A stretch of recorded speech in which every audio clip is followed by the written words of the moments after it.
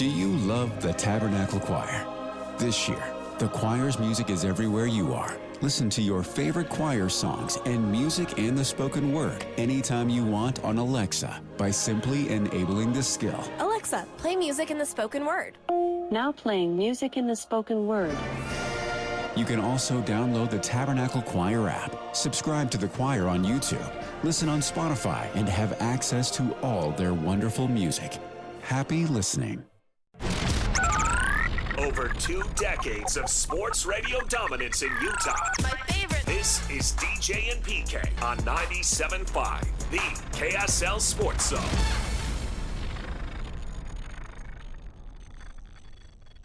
DJ and PK, it's 97.5, the KSL Sports Zone.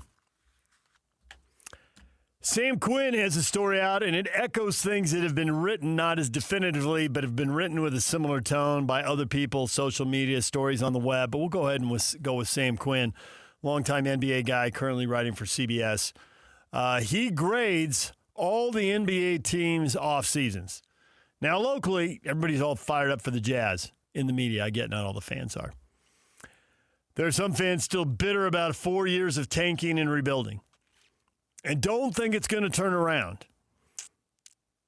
Personally, I thought it was going to turn around in spectacular fashion. I've been talking 50 wins, and if they're fortunate, coin toss of first-round playoff series. However, all that stuff was tempered with, let's see what happens with all the rosters around the league in the summer. So now stuff's happened with the rosters, including with the Jazz roster, and Walker Kessler is a Laker, and I no longer expect 50 wins.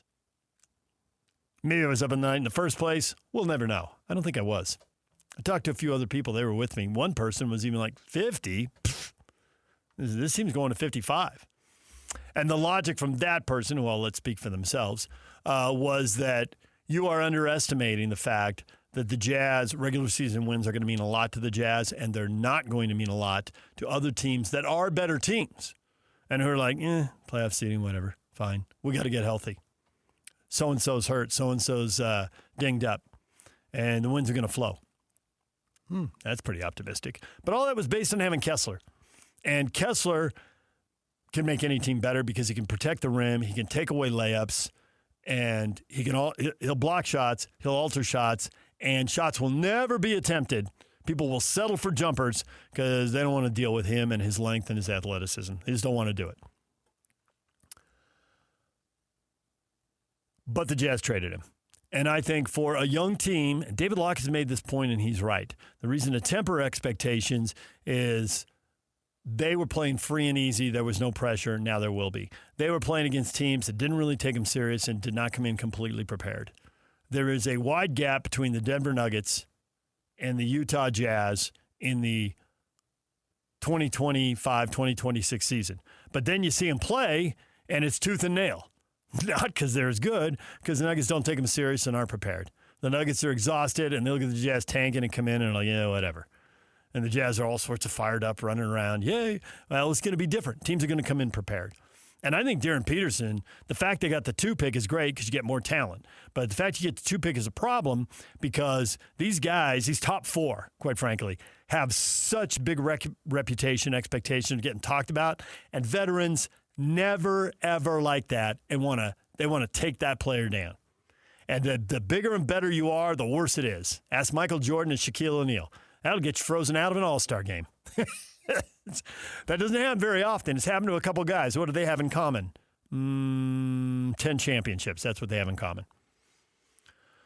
So these young guys are marked guys. And people are going to want to D-up to Bonson. They're going to want to D-up Peterson. This guy can't light me up. And they're going to want to score on these guys. And having Kessler behind him, all right, maybe I don't want to take Peterson. It's going to make Peterson and Ace Bailey, right, young, inexperienced defenders. And now guys are more likely to go at him, which means these guys are more likely to get in foul trouble. I mean, you just kind of see the snowball effect. Now I think this is a 40-win team. Really, it ought to be a 45-win team. But to drop the expectations about 5 wins, I get it. And I was thinking they've definitely got to be a 45-win team, but really I think they can get to 50. Now I think they definitely should be a 40-win team, and I think that'll get to 45. I think winning more than losing is completely realistic. But whereas before I thought they might have a shot at top 6, I don't really see it now. I think this is more play-in territory. We will not skip steps, says Dennis Lindsay more than a decade ago. Or maybe exactly a decade ago, actually. And Dennis is gone, and his voice still rattles around the arena. Steps will not be skipped. There's 3 classes. There's bottom 5 in the West, where the Jazz have been for 4 years. And there's play-in territory. And then there's playoff territory. And for Kessler, the Kessler, it works for me in the long run because they were always going to have to make major moves because even if they signed people as they went, as they got deeper into the roster and guys got out of the rookie deal, hard calls were going to have to be made. So they just went and made a hard call now. And I got to tell you, Sam Quinn and many other people I've read writing about it, we'll just stick with Sam for now, love it. Sam gave the Utah Jazz a B+. And Sam was a hard grader. These teams typically, it's like 3 teams get an A+, 3 teams get an A, 3 teams get an A-, 3 teams get a B, and then 2 teams get a C and 1 gets a D and nobody fails. And it's just like, because Sam's got to call everybody and he needs scoops. And so he doesn't want to fry anybody, which I totally get. But that's the way these things usually work. Sam must not be responsible for breaking news. Here's how many A+s he gave out. 0. Here's how many A's he gave out. 0. 1 A- to the Clippers for the Kawhi Leonard deal. And he even says, hey, now this thing's on hold. If they don't end up getting all that draft capital, I'm regrading this thing. If they end up with Kawhi on the roster, I'm definitely regrading this thing. And then after the Clippers at A-, he thought the Jazz B+. 2 long-term problems simmering this offseason that didn't necessarily need to be solved immediately, but would have gotten worse over time if they hadn't. That's exactly how I look at Kessler's contract. You can deal with it in the short run, but the bigger it was, we were talking high 20s and it ends up being low 30s, and there was talk about mid or high 30s. The bigger the contract, the sooner it can be a problem. And it could be a big problem as soon as next year. And he loves the 2 draft picks and the ability to flip picks. If the Jazz rebuild is going to go slower, and if Doncic is on notice because now LeBron's gone and it's all on him, and the whole league's like, was Dallas right? Are you fat and out of shape and incapable of doing anything? Doncic might have, a great year. And the flip, the trade, the draft swap may not be worth anything, and that's why the Lakers made it, because they count on that happen. But if Doncic is a little out of shape and he has some kind of injury and a hamstring, he's out a couple months, maybe that's useful. And he gave him credit for Nurkic and Hayes and said they will suffice for now. Down the line, the Jazz will have to deal with it. But he points out with other young players coming up needing money, there wasn't money to go around. They're already paying Markkanen and Jackson, Keontae George, then Ace Bailey, then Darren Peterson, and a lot of people here who, if this goes as well as people hope, are going to have to get paid. So 2 first picks, 2 first-round swaps, high price to pay. Other teams that he graded well, the Wolves and the Spurs got Bs, and the Grizzlies got a B-. Everybody else in the West was getting Cs or worse. Sam was cracking on people. The Thunder, for their salary dump, he gave them a C. They with that last move, they move Lou Dort. They've now saved $40 million in salary, but that translates into $224 million when you add in the luxury tax payments and the penalties for the second apron. You might like Lou Dort, but that's almost $250 million. So, Lou Dort, Isaiah Joe, Aaron Wiggins, love you guys. Don't love you $225 million worth. So, C+ for those guys, and cracking on the Lakers, giving them a C-. They had $50 million in cap space, up to 3 first-round picks and 3 first-round swaps to trade, and they moved most of them and used most of the cap space. And they got to get better. They're not a championship-level team yet. They're bridging the gap. How are they going to do it? They better find themselves a Joe Ingles. That's what they better do. They better go find themselves a Lou Dort. They need someone undrafted out of college or undrafted out of Europe who they can pay very little money, who can play at a pretty high level pretty quickly. Because there's no other path forward for them. They made themselves better, but they didn't make themselves good enough. And, man, if there is any team in the league that is championship or bust, Lakers. I think in their current situation, The Celtics are probably right there. Even the Sixers, with all their talent, I don't think are championship or bust. Those guys haven't been in a conference final in so long that if they get to an NBA final and lose a long series to Wemby, and Wemby's great, people are going to go, well, that was better. That was good. Be like the last time the Sixers went to the final. They celebrated AI, but he lost to Iverson was great. They won a game, and then they lost 4 in a row. They won game 1 and lost 4 straight to Shaq and Kobe. It's like that was a great run, but they're the better team. But the Lakers is championship or bust, and after that Kessler trade, it's hard to see how many paths they have forward, and they need multiple players. Gave the Blazers a D, the Kings a D+. I don't even know if people in Portland care about making bad deals, which I think the Ja Morant deal was, because right now with their new ownership, I think they're in real trouble of losing that team. Everything I'm hearing out of Portland right now is what I heard out of San Diego in the 3 to 4 years before the Chargers moved. It's all demands. There's nothing conciliatory. There's no negotiating. Give me my give me my money, comma, bad word I can't say, or I'm out. And that type of attitude doesn't generally make taxpayers and elected officials want to give you the money. I think Portland's a little different. I think Sunbelt cities, there are so many transplants, it can be a little tougher. Not always. Plenty of Sunbelt cities have built stuff, but they're going to be transplants that get a little harder to get the money. And some places like Phoenix will give money for a while, and they'll build 1, 2, 3 facilities. Way more than that if you count spring training. But eventually, even there, like, hey, you want a hockey arena too? How many of these things are we supposed to build? We'll build some stuff. It's good. It may not pencil out, and the economists will always tell us it doesn't. But the vibe and the energy it gives to the city and the happiness it brings to the people, how do you put a dollar amount on that? And so these things get done. Except they didn't get done, and that's why Utah has a hockey team.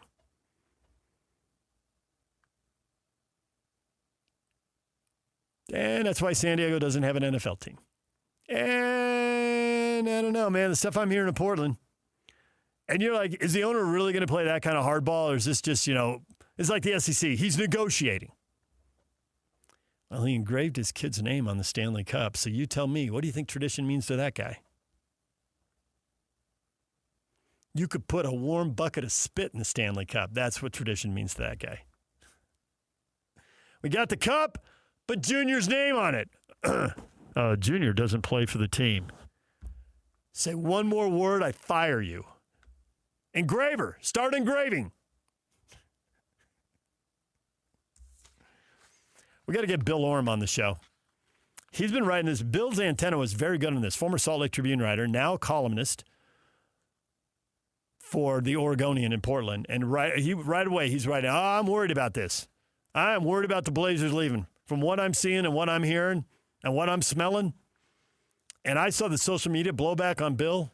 You're so negative. How dare you? Yeah, and everyone's like, this could really happen. Stop shooting the messenger. Messenger knows what he's talking about. Sounds a lot like the Chargers right now. And I don't know the politics up there. That's why I like to get him on. But I'm thinking it's 60-40 or 70-30 he's going. And I don't know if that's going to disrupt. I don't know if he'd run to Seattle or Vegas. He owns Carolina, so maybe he wants – does he want to move it to Raleigh? Does North Carolina need 2 NBA teams right down the road from Charlotte? Raleigh said there's a little – it's kind of its own thing. Sacramento and San Francisco aren't that far apart. L.A. and San Diego, those 3 baseball teams, they're not that far apart. Now, L.A.'s massive. Charlotte's big, but it's not L.A. Atlanta's like, we didn't even want Charlotte in the first place. We don't need Raleigh, too. What are we doing? We like it. We were the only team in the South. Maybe Nashville. I've heard Nashville mentioned. I don't know. Kansas City built an arena a long time ago, and they never put an NBA team in it. They'd probably raise their hand. How about us? All right, well, we'll see what happens. DJ and PK, it's 97.5, the KSL Sports Zone. Stay with us. More college football on the way. DJ and PK, it's 97.5, the KSL Sports Zone. Over 2 decades of sports radio dominance in Utah. My favorite. This is DJ and PK on 97.5, the KSL Sports Zone. Win big, Later today, it's a Win Ticket Wednesday, the KSL Sports Zone. Win Tickets Wednesdays. Today, you can win a pair of tickets to see Post Malone with special guests Jelly Roll and Carter Faith at Rice-Eccles Stadium on July 28th. Tickets are on sale now at livenation.com. Get your tickets today and listen to KSL Sports Zone all day Wednesday for your chance to win. All right. There you go. When are we going to give those away? Let's give them away right now. 801. You want to do it right now? All right. Why wait around, people? 801-575-ZONE. Caller 12. Right now, 801-575-ZONE. 2 tickets to Post Malone, Jelly Roll, and Carter Faith, July 28th. If you don't win now, you can buy tickets at livenation.com in 5 minutes after you realize you haven't won. All right? Start dialing. Good luck. Alex will be busy with the phones now. All right, DJ and PK. PK's on vacation. Filling in for the next hour, ready to talk college football and a concert of his own. Ron McBride. What's up, David? Former football coach at Utah and Weber State. Ronnie Mac, how are you? Good. I'm well. You are well. I am very well. Yeah. You are working on your foundation. We have you in a couple times a year. Talk about that and talk about football. Right. I got people, I just did a segment on basketball. I got Captain Cody tweeting at me, why are you still talking about basketball, DJ? And then he uses the GIF from Sandlot. You're killing me, Smalls. He wants football talk. You're here for football talk. There you go. And a little concert talk. Let's move the mic. Okay. There we go. You talk directly in the mic while you look at me. There we go. Okay. All right. So the concert is The Head and the Heart. Head in the Heart, yes. Alex, you want to? And they have a great story. I did not know this. Prepping for this, I was looking at the background on this. The reason they're called The Head and the Heart is because when the band was forming in Seattle, right. the one guy trying to get, I think there's 6 people in the band, right? Right. The guy trying to get them all together is like, listen, your head is telling you, get a job in business, make some money, Seattle's expensive, live a responsible life. But your heart's telling you, you got to be in this band. That's right. That's exactly That's right. a great backstory. Yeah. Why is it The Head and the Heart? When I first saw that, I was like, what are we doing here? But when I looked it up, that is a great backstory. They've hit it big. They've toured all over the U.S. They've been in Utah before. They've been to Europe. Their music's in TV shows. We can get into all of that. They've got they're a big deal. And you're doing this to raise money for your foundation that pays for after-school programs. That's exactly right. Yeah. Your background as a college football coach, you saw a lot of kids that you wanted to recruit that you just couldn't. You're right. Because they got off track in elementary school. Yeah. And by the time they got to high school, they're like, you really can't be part of a team. Yeah. You're kind of all over the place. Well, we did, we were able to take some prop kids back. I remember.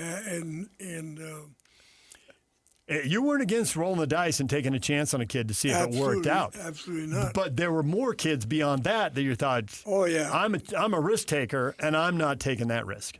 Yeah. Right. So, and there are a lot of kids, I mean, not everyone's a D1 athlete either. You just see other kids are like, there's no path for D1. I mean, once you go through the school and you know the principal and you know the athletic director and you know football coaches and you see other kids and you know they all need help and they can't all play football. Yeah, that's exactly right. Yeah. They all need a chance. Yeah. To see to make decisions about what they want to do with their future. Yeah. And these after-school programs have enhanced that ability. And instead of going home and being under the influence of who knows who's thinking about doing who knows what, none of which is a whole line of bad ideas. Right. We all know what they are.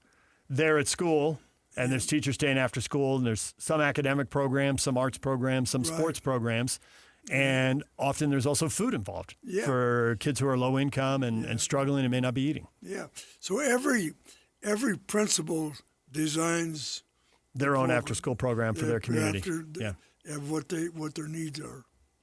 And so we're up to 42 schools now.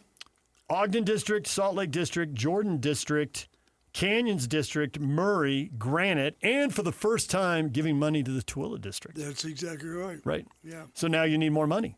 You got seven more schools in Tooele. Yeah, because we're just keep adding to the need. Mm-hmm. And I met with the two people from the Twiller School District yesterday, and we had lunch and just talked about their vision. And so they have 7 new principals. Wow. Out in Tooele at schools of the 8 we're going to sponsor out there.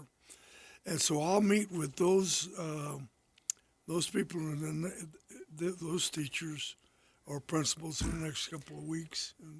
Being on your board, I have to say that I was a little stunned, as was everyone else in a meeting. And this meeting was probably, what year to start the foundation? Was it 2018?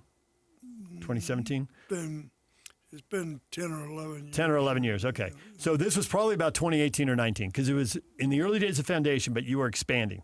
Right. And you'd raise more money, and you were going to expand to a school that shall remain nameless and a district that shall remain nameless. Yeah. And someone said, what about School X? Yeah. Now, I don't know if you had your hearing aids down. I don't know what the deal was, but you blurted out, Alex, you should have been in this meeting. You would have loved this. That principal is bleep. Oh, yeah. We're not doing it. Well, yeah. And the room is stunned. And I'm like, Mac, don't sugarcoat it. Yeah. Tell us what you really think. Yeah. Got some giggles, released some of the tension. So schools do have to meet a certain level. Oh, And if you don't absolutely. think the program's well run, and you've walked into 1 million schools recruiting 1 million kids over your 40 years of coaching or whatever it was, at Arizona, at Wisconsin, at Kentucky, at Utah, at Weber State, maybe at Long Beach State, maybe at San Jose State. Yeah. So you've been in a lot of places, and you can kind of, this one doesn't smell good. Yeah, So because you'll call them out. well, the principals have to be really engaged, Yeah. and the people who run the after-school program need to be excited about this opportunity. And in a couple of instances, it didn't feel right, and so we bypassed that school. And just for the record, in that particular case, the district figured out what you figured out because that principal didn't last very long. No. That's exactly So right. just in case you're wondering how that all played out, Yeah. why are we going to that school? I thought Mac didn't like that school. That school has a new principal. Oh, okay. All right. Yeah, there we go. All right. Well, now we're there. All right. So the concert's coming up Saturday, August 22nd. They can buy tickets at your website, ronmcbridefoundation.org. Exactly. Sandy Amphitheater, August 22nd. You can support the after-school programs. And if you're working in a district that isn't being helped by the Ron McBride Foundation, you can go to the website and find out about how to get support for your school district, and we can get that process rolling. All right, Mac, we promised people a little concert talk, but also a little football talk. So a little BYU and a little Utah while we're here as well, and we'll keep talking about the concert. Mac's going to be in studio here for a while. I've been reading preseason previews from the national people after the Big 12 media days and all that. You are, despite you're known as a Utah man, and you've been featured at multiple Utah games, awards, ovations washing over you. A lot of the guys who either played for you or coached for you or both have found their way onto the staff at BYU. That's exactly right. The irony of going down to BYU and seeing you in a golf cart at BYU practice, I mean, Lavelle Edwards is somewhere laughing his head off. I knew we'd get him one day. Yeah.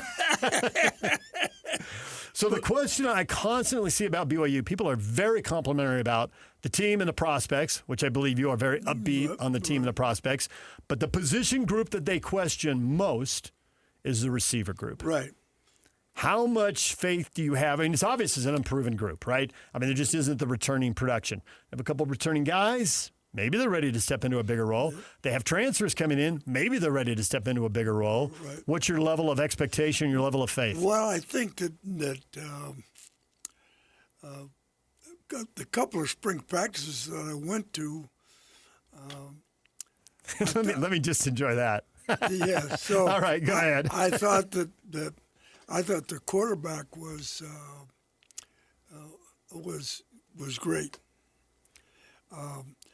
The receivers, he made it look pretty easy. The quarterback did it on those couple of days, and he was hitting he was anticipating the receivers' breaks, and he was throwing the ball to a spot before they even made a break. And the timing appeared to be very good. I don't think the receivers are great. I think they're okay. I think they're good.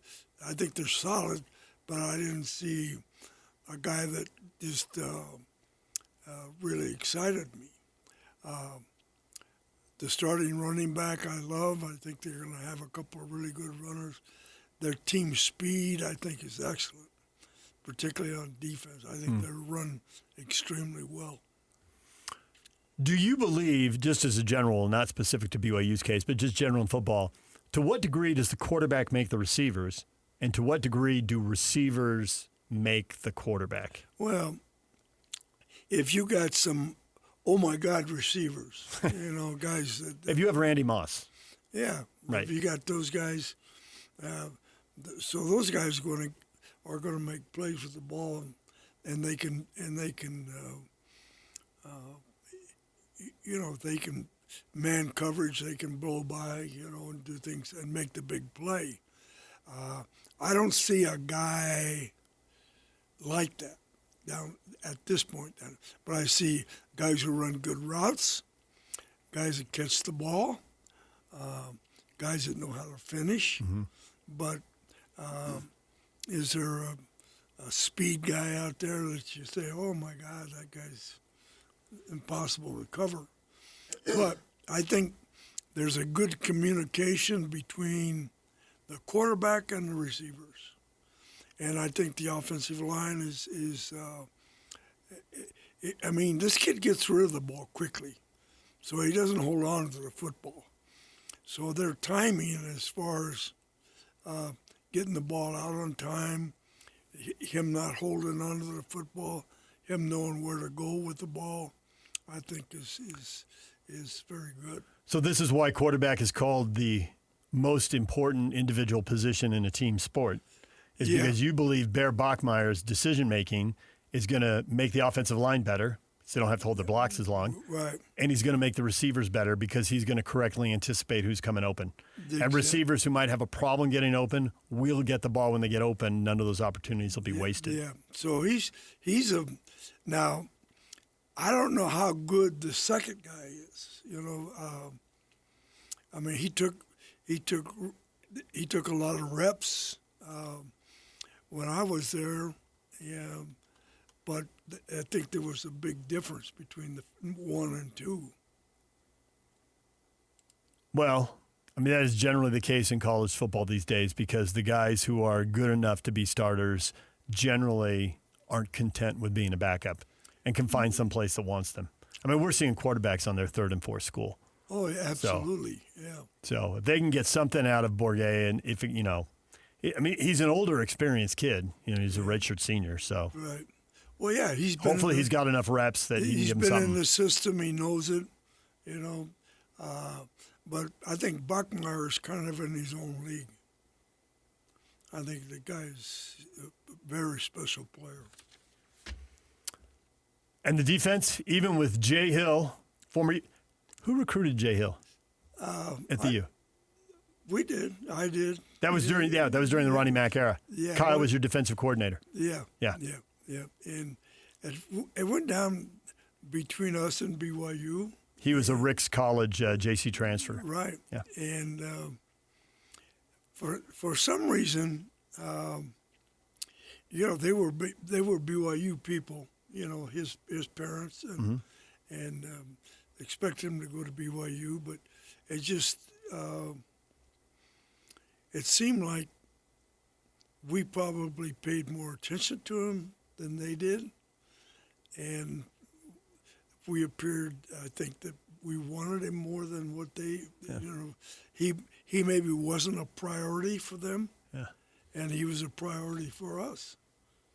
So you build a relationship with Jay Hill. Obviously, you both coached at Weber State as head coaches. Right. You both take Weber State to the NCAA playoffs. Right. You've got multiple ties. How close are you staying in touch with him at Michigan?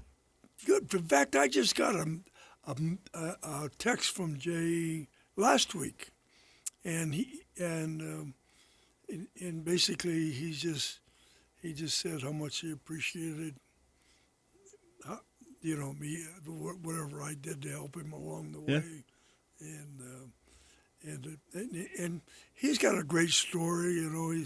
His wife struggled with cancer, and she worked her way through it, and they got a great family, but I'm proud of Jay because he wasn't afraid to make moves. He was in his own comfort zone when he was at Utah, and he did an incredible job at Weber. Yep. And then, but he left Weber at the right time to take the BYU job. The BYU job because he went down to BYU at the right time, and then he created a really good defensive scheme down there, and they recruited to the scheme, and then they brought Gary down there, and they brought Chad down there. They did a lot to help themselves, and I think Gary's input I think is huge down there. Yeah, Gary Anderson. Yeah. And that's another U guy. That's a big time U guy right there. Oh yeah. Yeah. So, He played. Were you the line coach when he played? I was his. You were his position coach. I was his position coach, and Gary from day one, you knew that he was going to be a football coach because that's just what he was all about, and you kind of knew that he was going to do really good things, and then Chad was. When I took the Weber job, he's the first guy I got in contact with. He was over in Maui at that time, was the head coach at Baldwin High School, but he was the kind of personality that we needed at Weber for the players because he was a personality player, and so Chad, and that was a hard thing for him because he was pretty well set with family and everything in Maui, but he's really done a great job with his career.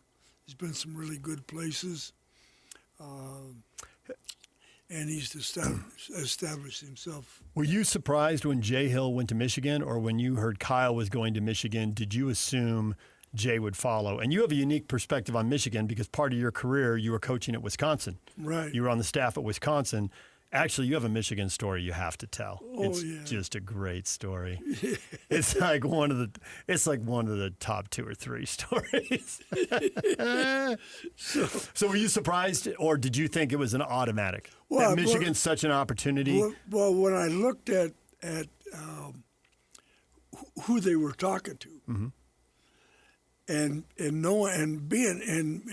I spent I spent that first spring that Harbaugh was there at Michigan, and I'm kind of looking at it, and then and Michigan's kind of set in their ways because they like Michigan people to be in charge of their program, but it just seemed to me that when you look at the people that they were interviewing and the people that could have success there,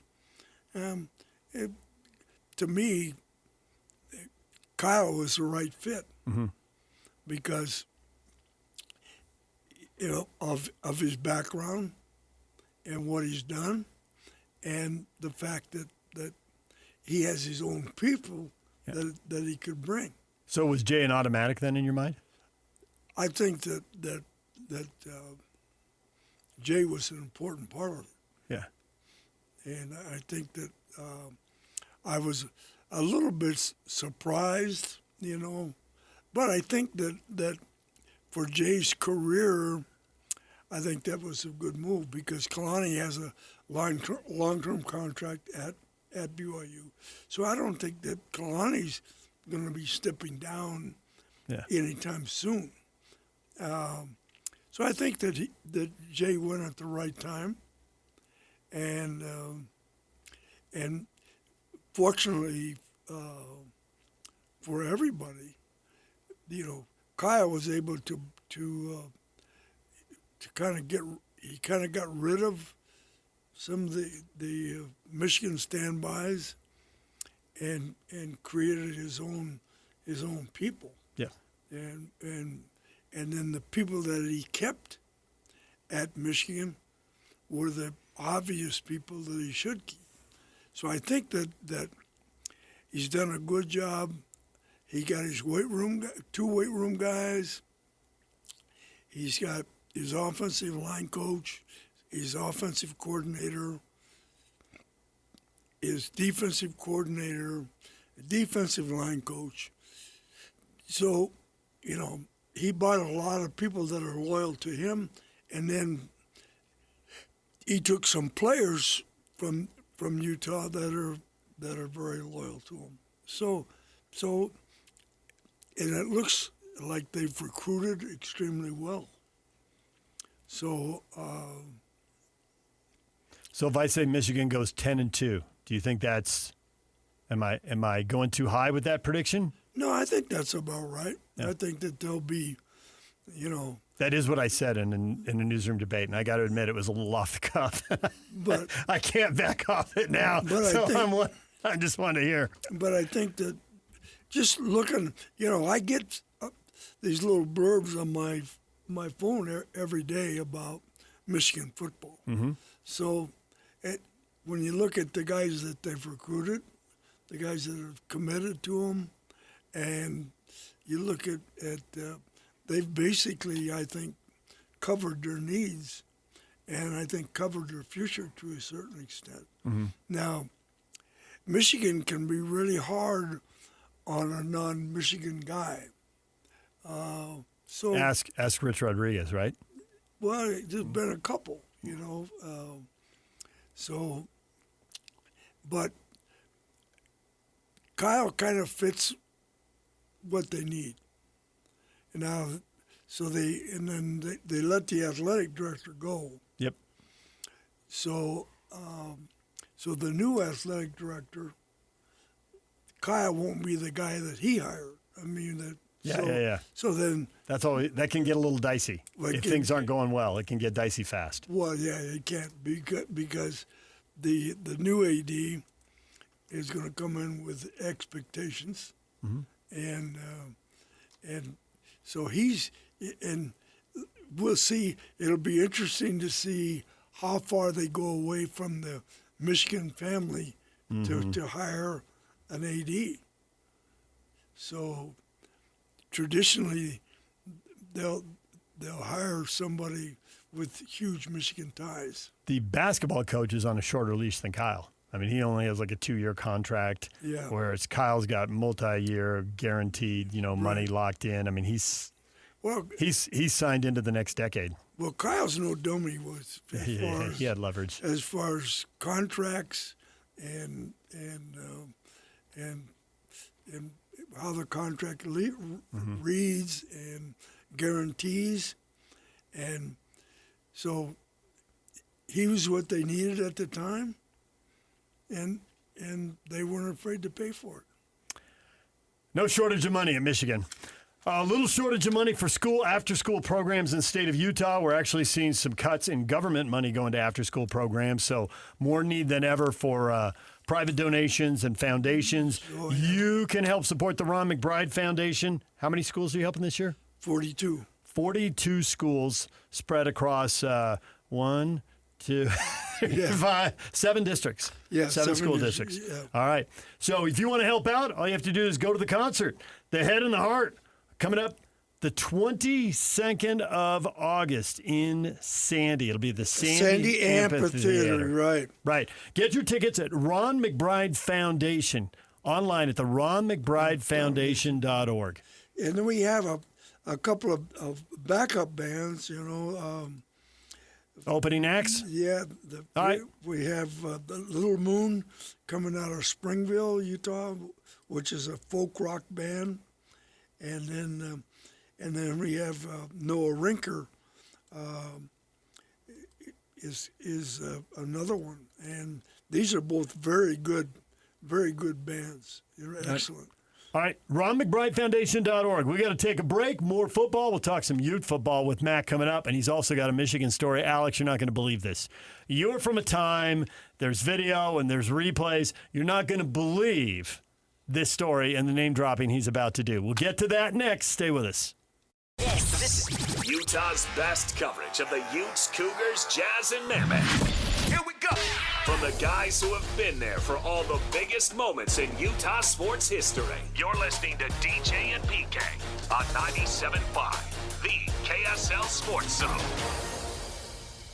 And PK, it's 97.5, the KSL Sports Zone. Ron McBride in studio, the Ron McBride Foundation, supporting after-school programs at 42 schools across 7 districts, giving away almost $500,000 this year. Not quite. I think it's $461,000 is the targeted number. Yeah.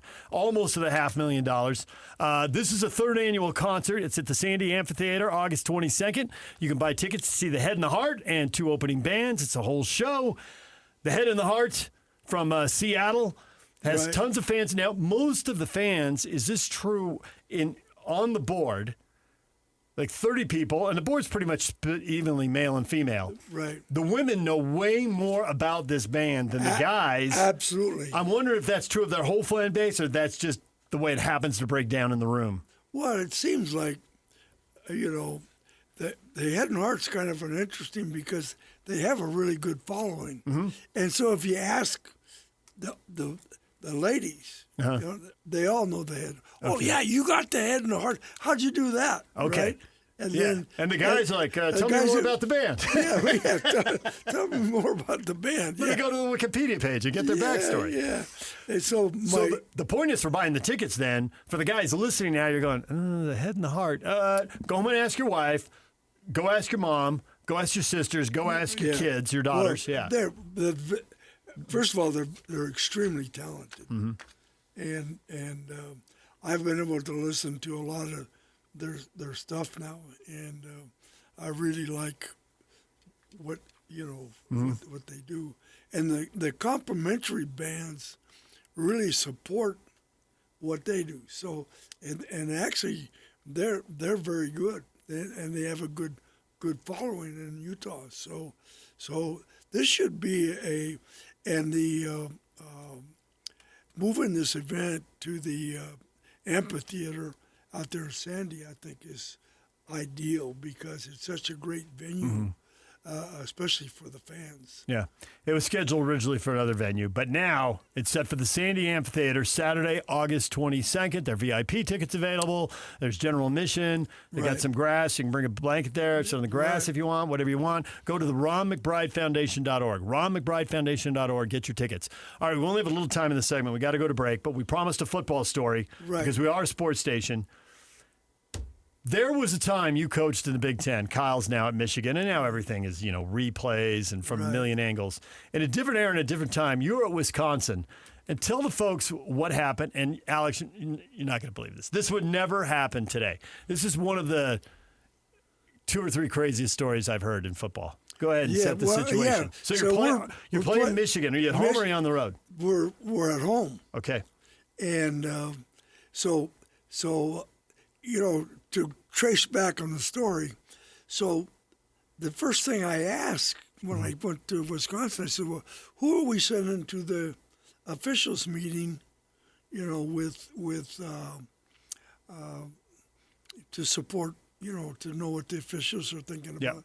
And then they said, no, it's a waste of time because Bo hired all the officials.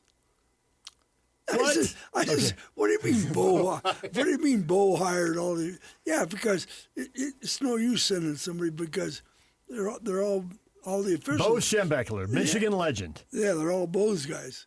So then we're playing Michigan at Wisconsin, right? Mm-hmm. Opening kickoff. Their guy misses the kick, and stubs it. We got the ball like on the 45-yard line. Mm-hmm. Official throws his flag, comes over to Dave McClain, our coach, and says, Bo wants to take it over. And Bo got a do-over. Yeah, do-over. Yeah. You got a do-over, right? Straight off the playground. It's a do-over. Yeah, Bo wants to take it over. I said, who wants to take it over? Bo. I said, Bo's not running the show here. You know, you're an official. You know, so that obviously they let Bo take it over. And they kicked off again. And you didn't get as good a field position. No, we're instead we're on the 20-yard line. You know, so we give up about 35 yards in field position because Bo wanted to take it over. The only thing I've heard that's crazier than that is that game where the referees completely botched the number of downs, counting the downs. The Colorado-Missouri game, I think it was 1990. Yeah. And Colorado's fighting for a national title, and they get a 5th down. Yeah. Because the guy doing the thing is too excited and doesn't flip the thing over on the down, and then they argue about it, and none of the refs were counting. Yeah. That's a crazy thing. Well, yeah. Things that wouldn't happen now. They'd have it straightened out now. All right, we're going to take a break. More with Mac. We're going to talk some youth football next. Stay with us. DJ and PK, it's 97.5, the KSL Sports Zone.